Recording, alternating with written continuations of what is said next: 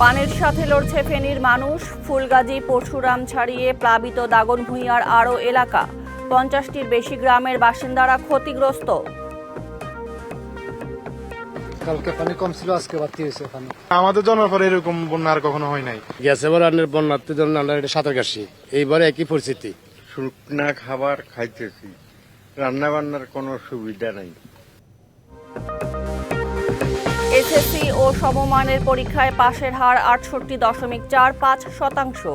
গতবারের চেয়ে কমেছে 15 ভাগ। পাশের হার ও জিপিএ 5 দুটোতেই এগিয়ে মেয়েরা।